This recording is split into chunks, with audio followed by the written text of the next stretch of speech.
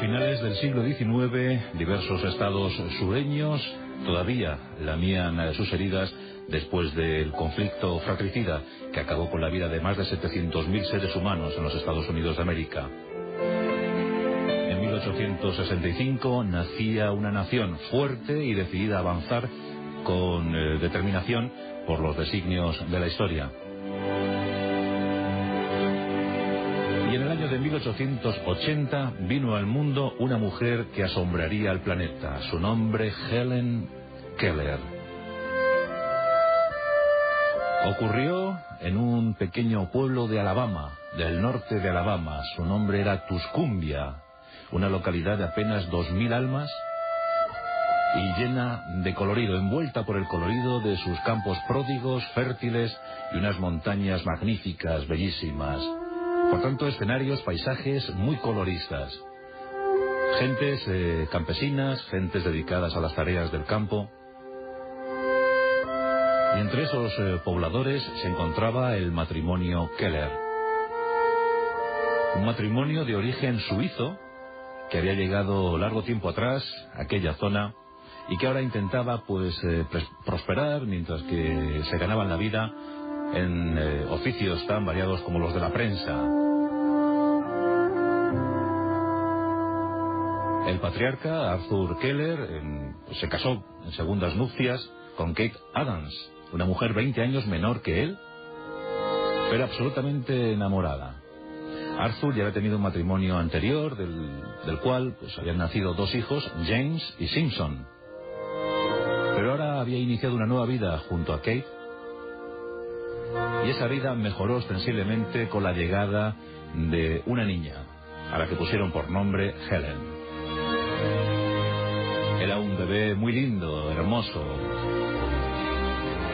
Una niña absolutamente vital, llena de entusiasmo y con muchas ganas por vivir y por saber que había más allá de las colinas.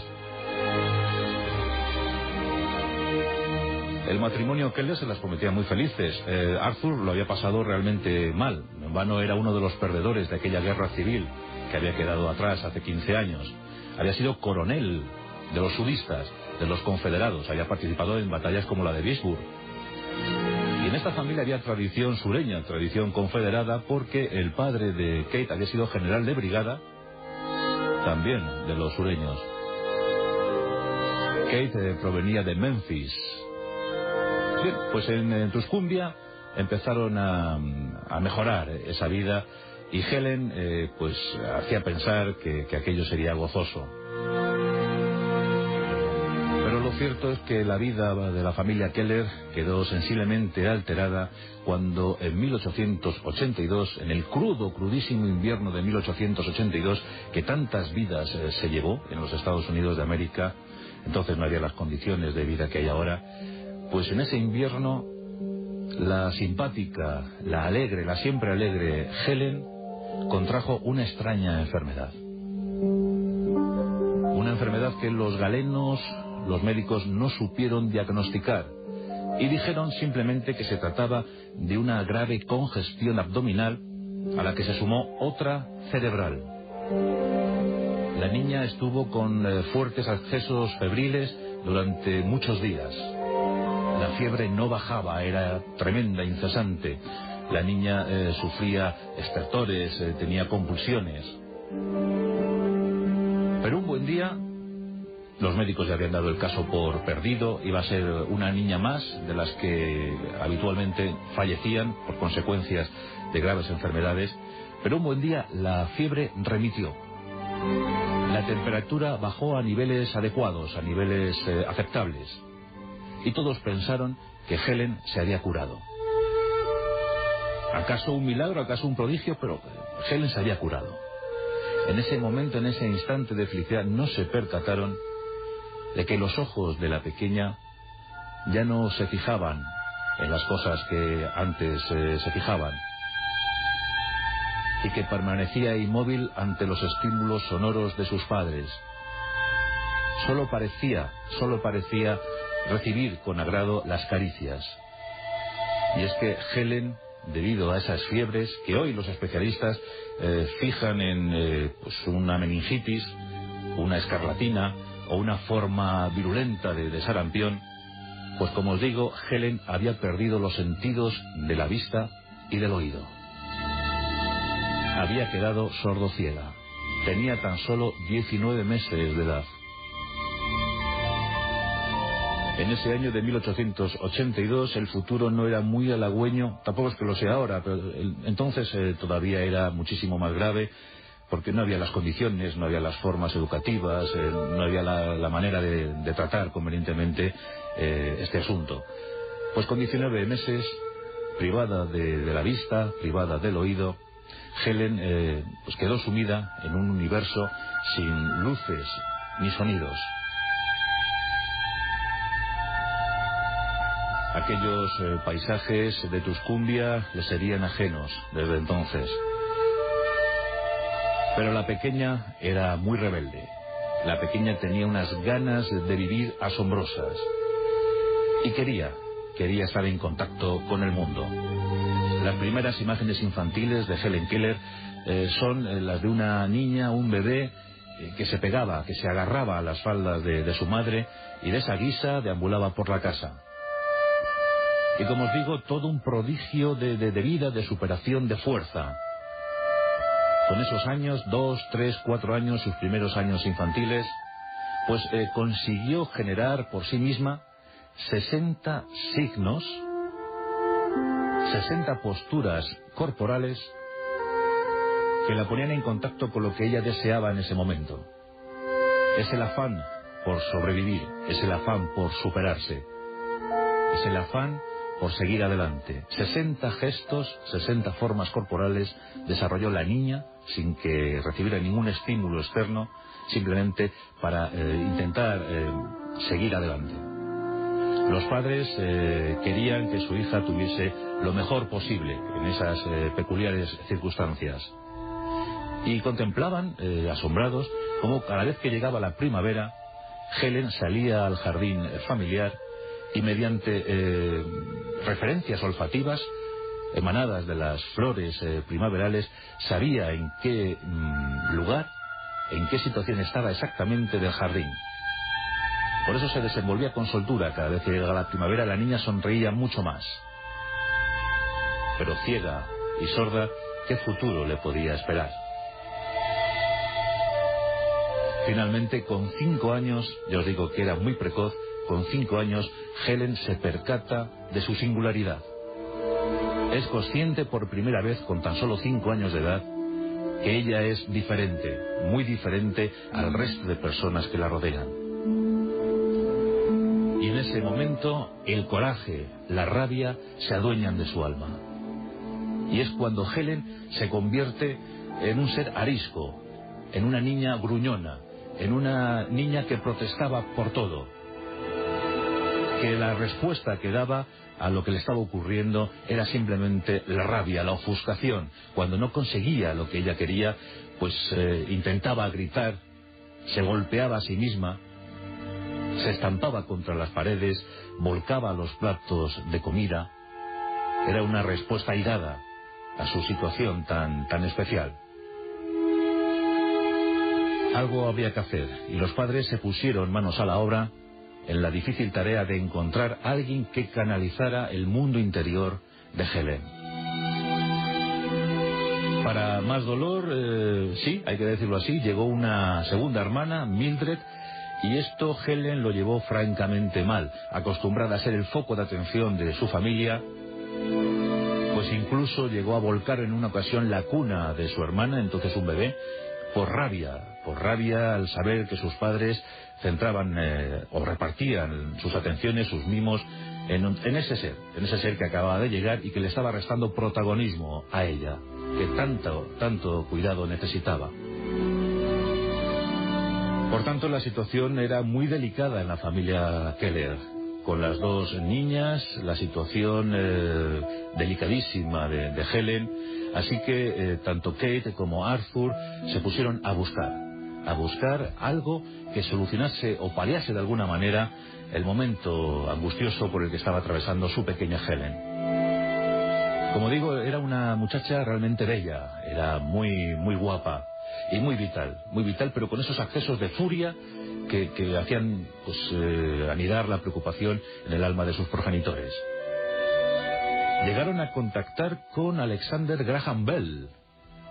Uno, hay que decirlo así porque ahora ya se sabe que fue un italiano quien descubrió al parecer por primera vez las posibilidades del teléfono, pero Alexander Graham Bell fue quien popularizó este aparato. Un aparato diseñado en principio para mejorar la situación de los sordos. Bien, pues los padres de la familia Keller se puso en contacto con Alexander Graham Bell y este les derivó hacia una mujer que a su vez les condujo al Instituto Perkins para ciegos de Boston. Y es aquí donde cambia la vida de Helen Keller. Tiene 6 años. Nos encontramos en los inicios o finales del invierno de 1887. Arthur y Kate se entrevistan con Anne Sullivan. Anne Sullivan había nacido 20 años atrás, en 1866, y era una estupendísima profesora que rendía servicio en el Instituto Perkins para ciegos de Boston. Hasta entonces, el apodo, el mote que le habían puesto sus alumnos y acaso sus compañeros era el de fiera. Y es que Anne Sullivan era muy obstinada, era cabezona, era terca. Ella también había sido ciega. En su infancia había perdido la vista, pero por fortuna la había recuperado tras algunas intervenciones quirúrgicas. En todo caso, esa situación de ceguera en su infancia le sirvió de forma fundamental para ser maestra, para enseñar. Y sus alumnos ciegos realmente la adoraban. Bien, pues Anne Sullivan parecía la indicada, dada esa obstinación, dada esa terquedad y esas formas tan certeras de educar a sus alumnos. Pues los Keller le solicitaron que fuera la profesora de su niña, de su Helen. Anne Sullivan, acostumbrada a los retos, aceptó y se trasladó al hogar de los Keller en Tuscumbia y allí empezó a dar las primeras clases, los primeros pasos en compañía de la que sería desde entonces su inseparable alma gemela, su amiga. Años más tarde, la propia Helen Keller, en su libro testimonial Historia de mi vida, llegaría a escribir: el 3 de marzo de 1887 cambió mi vida. Fue el día en el que se conocieron. Fue el día en el que unieron fuerzas para compartir un destino común. Fue muy difícil, la verdad es que fue terriblemente complicado. Helen había crecido casi en un estado que Rousseau hubiese podido definir como el estado del buen salvaje. Sin ninguna instrucción, sin ninguna disciplina, a punto de cumplir 7 años, alejada del mundo, con un riquísimo, sí, un universo interior tremendo, pero, como os digo, llena de esos accesos de furia, de coraje, por sentirse tan diferente a los demás. Lo primero que hizo Anne Sullivan fue colocar en las manos de la pequeña Helen una muñeca. Hizo que Helen utilizase el tacto para pasear por las formas de aquella muñeca. Y Helen, que hasta entonces había estado como perdida, como vagando en el infinito, se quedó estupefacta. Sí, había tactado otros objetos, pero de la forma en la que se lo explicaba a Anne, nunca nadie se lo había explicado. Y se interesó por aquella muñeca. Los pasos fueron parsimoniosos, lentos, muy lentos, la educación fue muy difícil, pero Anne fue poco a poco llenando a Helen de signos provenientes del lenguaje manual. Uno tras otro. Helen era la mejor alumna posible. Aprendía a marchas forzadas, quería saberlo todo, cada vez había más interés. Por ejemplo, en el asunto de saber qué era el agua y cómo se podía pedir. Pues en una ocasión Helen, en uno de esos brotes de ira, lanzó un vaso de agua contra el suelo. No había sabido pedir bien el agua.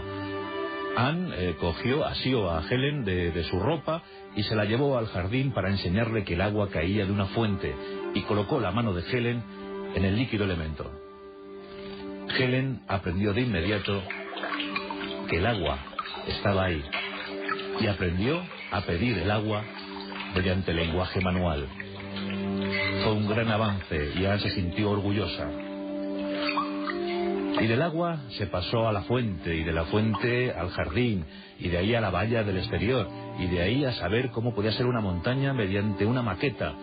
Y poco a poco Helen ya quiso hablar, porque hasta entonces, en su condición de sordociega, había sido imposible aprender el lenguaje sonoro. Pero Anne le colocaba la mano en la garganta y provocaba que Helen supiera cómo eran esas vibraciones.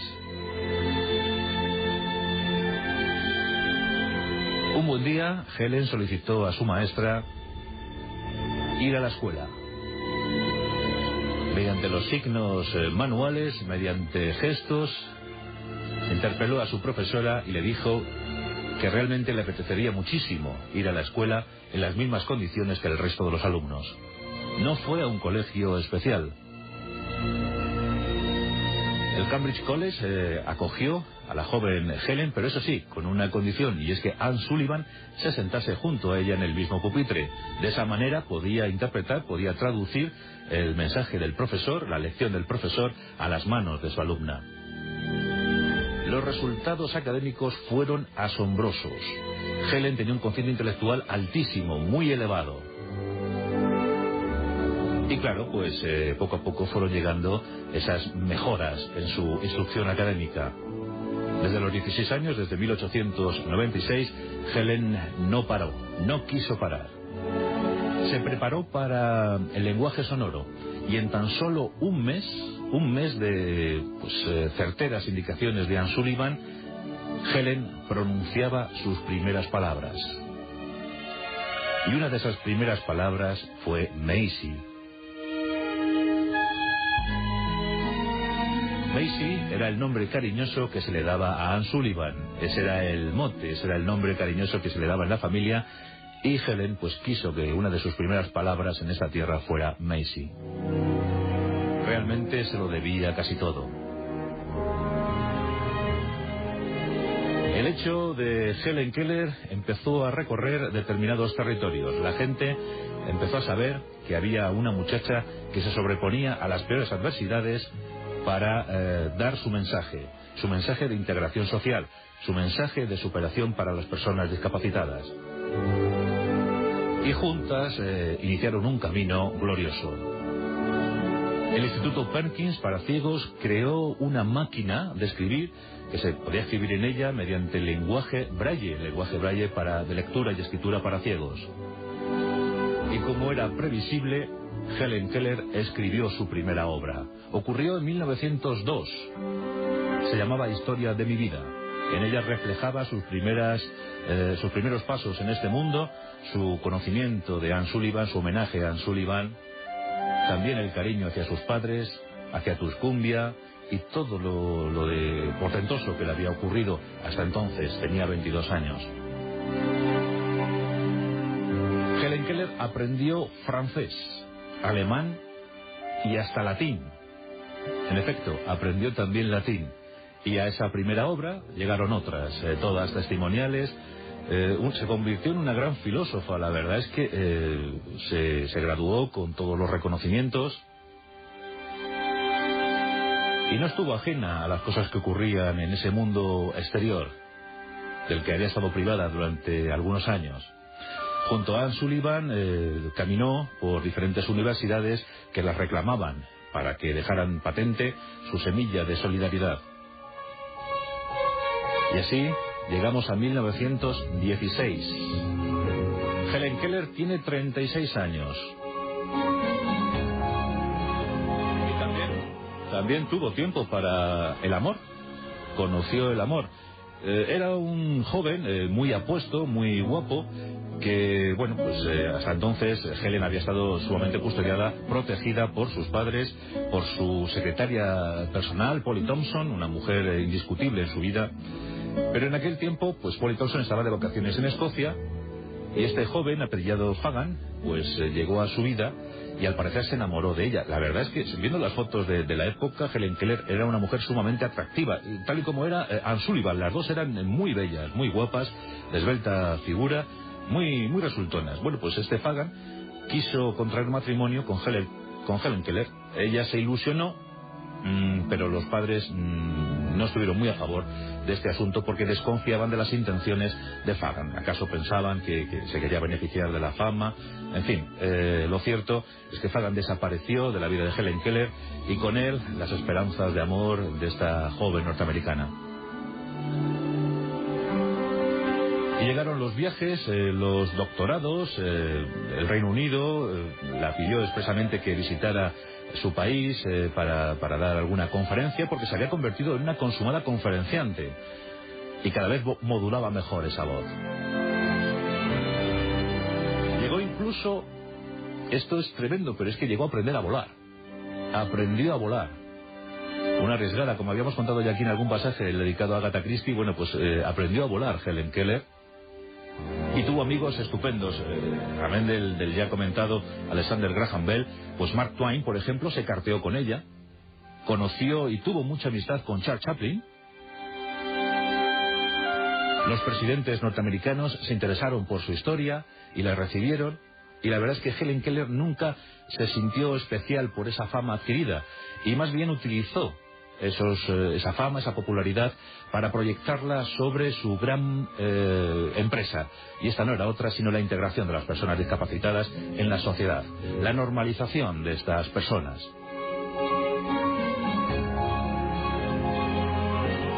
Siguieron los libros y en 1936 llegó un gran palo, un enorme golpe moral, sentimental para Helen Keller.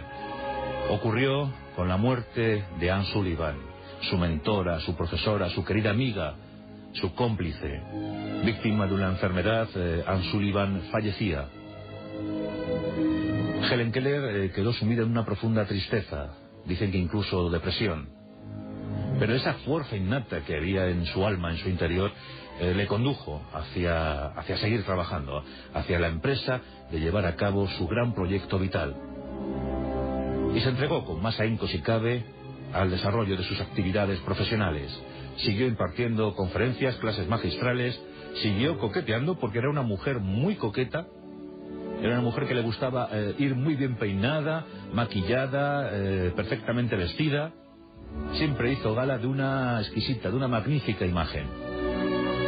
Bueno, pues siguió paseando su fama, su prestigio por diferentes foros académicos, por diferentes instituciones públicas, y la verdad es que en todos los sitios la recibieron con gran aplauso, con gran cariño, y con eso, con ya una innegable comprensión hacia los problemas que sufrían los discapacitados.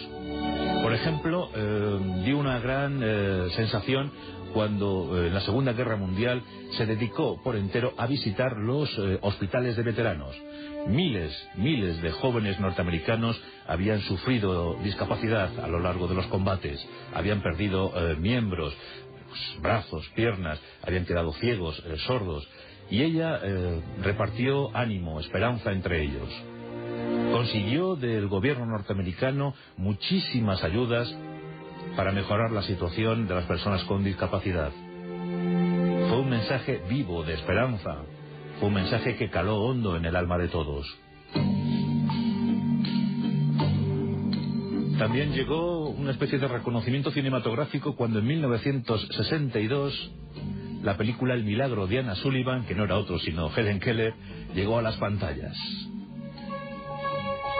Anne Bancroft y Patsy Duck, la verdad es que bordaron los dos personajes, el de Anne Sullivan y el de Helen Keller, y esa película mereció todos los premios. Incluso las protagonistas recibieron el Oscar en ese año 1962. El milagro de Anne Sullivan yo creo que es una de las películas más difundidas de la historia, y todos hemos visto tal o cual versión. Incluso una de las protagonistas de aquella serie, La casa de la pradera, Melissa Gilbert, pues llegó a hacer una versión sobre el milagro de Anne Sullivan. Una película que seguro que hemos visto todos.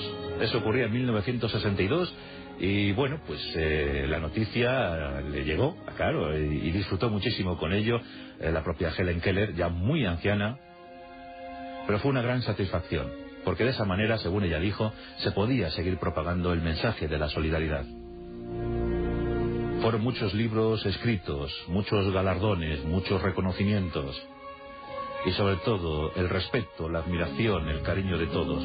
Y por supuesto, millones de personas con discapacidad se fijaron en el ejemplo de Helen Keller, quien no se rindió jamás ante la adversidad para seguir adelante, porque todos tenemos sitio bajo el sol.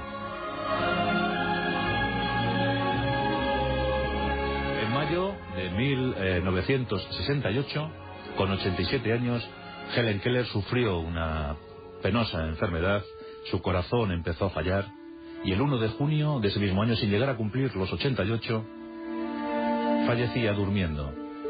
Antes había dicho: al fin estoy a punto de encontrarme con mi querida profesora. Siempre llevó a Anne Sullivan en su pensamiento. Casi 88 años de vida magnífica, de vida ejemplar. Un ejemplo, una vida única, una biografía indispensable para todos aquellos que tengan algo de sensibilidad en sus almas. El mensaje de Helen Keller, el milagro de Anna Sullivan.